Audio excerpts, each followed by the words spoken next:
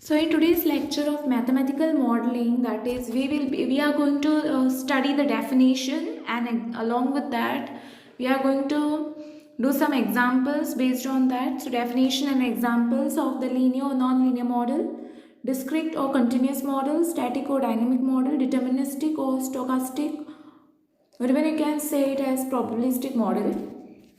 Okay, so let us start with the class because now what is a linear model? Okay, a linear model whose resulting equation is linear, that is, the variable power is 1.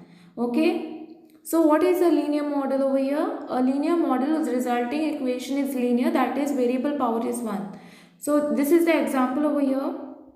Dou n of t upon dou t, we are differentiating this with respect to t, which is equal to lambda n. Lambda greater than 0, this is nothing but a decay constant, okay, and n is the size of the population. N is the size of the population, okay. Now the power of this variable is what? The power of this variable is 1. So okay, so the power of the variable is 1. So it is what? This is an example of a linear model. Next, let us see what is a non-linear model. Non-linear model, a model whose resulting equation is non-linear. That is, at least its one variable has power of 2 or more.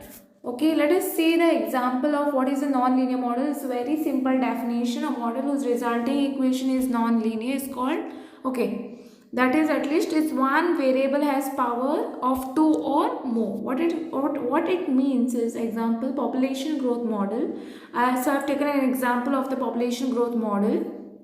Again, I am differentiating with respect to t. This n of t, that n is the size of the population, which is equal to lambda is the decay constant, and n of b minus n. This is what? Birth and death.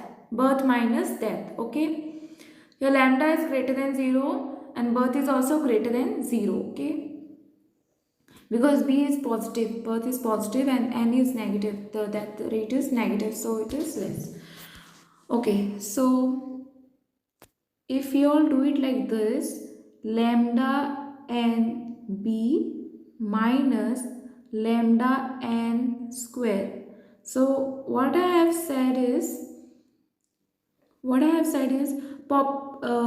it's one variable has power 2 or more. Okay, at least it's one variable. See, here it is, the power is 1, but at least one variable has power 2 or more, so it has power 2. So this is the example of a non-linear model. Okay, so if you substitute this properly, if you do it properly, like this into this minus this into this, okay. Okay, then next is what? Electromagnetic radiation is one more example of the non-linear model. Here we are not substituting anything, you just have to solve it. Lambda n b minus lambda n square. So this square is what? It is what? Power 2. So it is non-linear model. Okay, I hope you all have understood this. Next is the district model. Now let us see what is a district model. In a district model, the dependent variable assumes a range of values and is characterized for district values of the dependent variable. Example is here. Suppose a population of a cell divides synchronously with each member producing a dotted cell. Okay. Then there is one more example of a district model. Annual plant produces seeds at the end of the summer. A fraction of these seeds survive the winter and some of this germinate at the beginning of the season. Because rise to the new germination of plant, the process depends on the age of the seeds. Okay, so basically what happens over here? It lies between somewhere in the interval, because in the summer what happens, the leaves start falling down, and in winter give rise to the new generation of plants. Okay, so basically it lies between the an interval. Okay, next is continuous model. Let us see what is a continuous model now. Okay, so continuous model based on continuous variable model. Wait.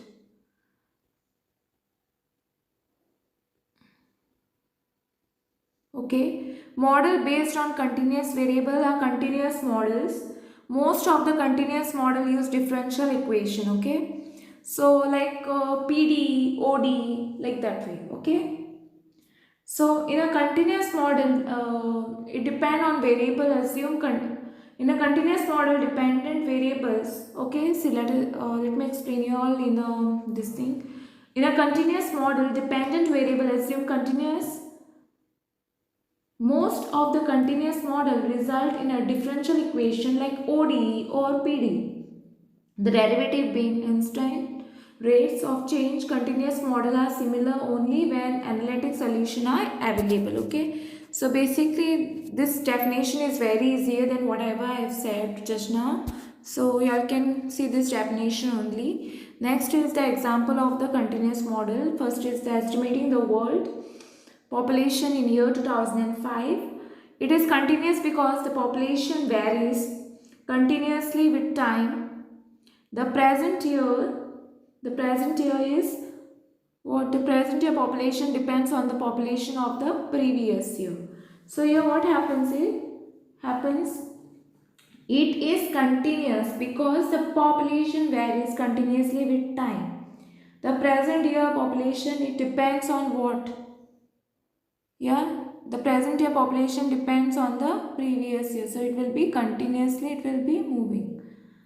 So yeah, okay, next let us see what it is. Next is the static or dynamic model. So let us see what is the first one, that is the static model. Time does not play any part. Okay, time does not play any part, and hence the variables and relationship describing the system are time independent. In contrast, in dynamic system, time plays. Whereas if we talk about this is a static system where time does not play any part, and here comes the dynamic part. Okay, here. So what is the dynamic? Here. So here from here to here, this is the definition of the static. Okay. No need for this. So directly you can start studying from here. So in dynamic system, time plays a very important role with the variable and or relationship describing the system changing with time. So now what I will be doing is I will be consider for instance a fluid flowing through a rigid diverging tube. Okay. So this is the fluid, this is the figure 2 where we are considering the fluid flowing through the rigid diverging tube. So this is the rigid diverging tube where the fluid is flowing to that.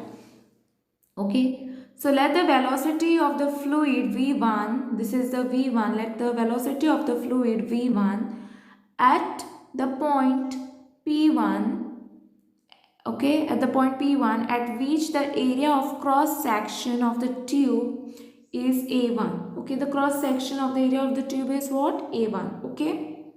Now, next is what? Let V2 be the velocity at the point P2. Okay, so V2 be the velocity at point P2 at which the area of cross section of the tube is A2. Okay. The principle of conservation of mass states that the rate of flow in at P1 is equal to is equal to what? Rate of flow out at P2. So flow will be out at P2. Okay, over here. This. Next is what? Since the tube is rigid and no extra fluid is produced inside or nothing is taken out, in other words, there are no sources or sink inside or surrounding the tube. Now the rate of mass entering the tube at P1 is equal to area into velocity, which is equal to area is what? A1 into velocity V1. And rate of mass of leaving the tube is what? P2 is equal to area into velocity, like this is A2 into V2. This is where the rate of mass is leaving the tube. So this is the way it is leaving the tube. Okay, here it is entering and here it is leaving the tube. Okay. So you all can see the diagram over here. You all can copy down the example of that. And here is the, from here you all can copy down this thing. Okay, okay, then comes the conversation law can be written therefore in the form of the equation, that is A1 into V1 is equal to A2 into V2. Okay, this is where it is entering the tube and here where it is leaving the tube. Okay, and take it as equation 1. Rate of mass entering the tube at P1 is equal to rate of mass leaving the tube at P2. Okay. Now equation 1 is a conservation equation corresponding to the steady state. Next, that is all variables are independent of time. Such a system is a static system. Okay. So whereas all variables are independent of time. Right? So such a system is called what? Static system. So this is an example of a static system. Okay. Now comes the dynamic formulation. The equation describing the nodal involve derivative of the independent variable with respect to the time. Now most of the real life problems, example the population growth, the bacterial growth, simple harmonic oscillator, melted launch are time dependent. So these are all time dependent and come under the category of dynamic system. So these are all the examples of the dynamic system. So this is the example of what? Dynamic system. So this is an example of dynamic model. Okay. So next let us see what is deterministic or stochastic. Okay. So first is the deterministic. What is a deterministic? A system is said to be deterministic if the values assumed by the variables for a static system in the bracket write down or changes to the variable for a dynamic system are predictable with certainty.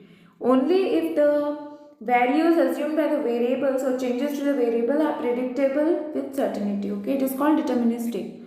Now what are the example of that? If, it is if, okay, if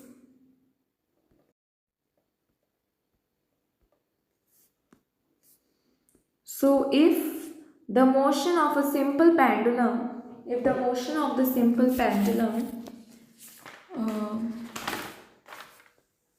okay, let me see that quickly.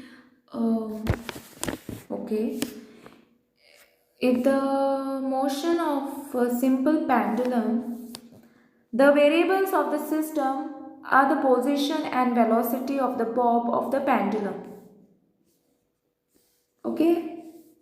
Since the law of classical dynamics describe the motion fairly accurately, the changes in position and velocity can be predicted with a high degree of certainty. Okay, so this is an example of the deterministic model. Next, let us see what is the stochastic probabilistic this thing. If the values assumed by the variables or changes to the variables are not predictable with certainty, then uncertainty is a significant feature of the system. Such a system are called either probabilistic or stochastic system. Okay, so this is the definition of a stochastic or probabilistic. Now let us see the example of stochastic or probabilistic this thing. If one drops a rubber ball from a given height and measures the height of the bounce with sufficient accuracy, it will be found that if the same process is repeated many times, the height of bounce are not the same every time. Okay? Then, even if all the conditions associated with laboratory experiments are carefully maintained, the results show lot of variability. So this is an example of what you all can just take down, try to understand it properly. And this is the example of a stochastic or probabilistic. Then I hope you all have understood today's lecture, and thanks for watching. In the next lecture, stay connected so that I will be giving you all more about mathematical modeling, more derivation, whatever logistic model, the preparator model, that also I will be explaining soon. And thanks for watching.